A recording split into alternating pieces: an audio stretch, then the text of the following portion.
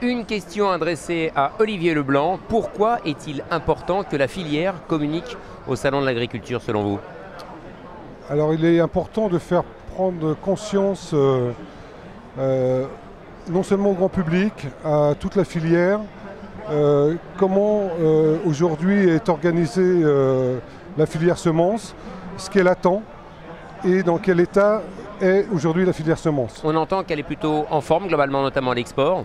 Alors on entend effectivement un certain nombre d'informations comme quoi la filière est en bonne santé. Je pense plutôt à certaines catégories de semences. Au niveau des semences haut de gamme, donc des semences de céréales à paille, la filière se porte mal.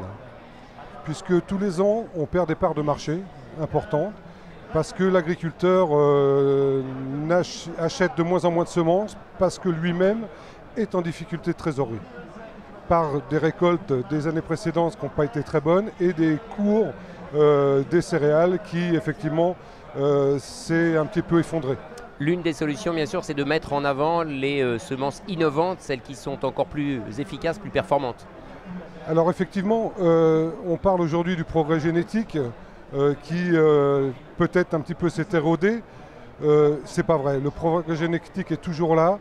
C'est important de le rappeler. On maintient aujourd'hui un niveau de rendement qui est important et des caractéristiques sur les variétés toujours plus intéressantes en termes de résistance aux maladies, ce qui fait que l'agriculteur peut utiliser moins de fongicides, par exemple, grâce au progrès génétique et à la résistance ou à la tolérance de ces nouvelles variétés aux maladies.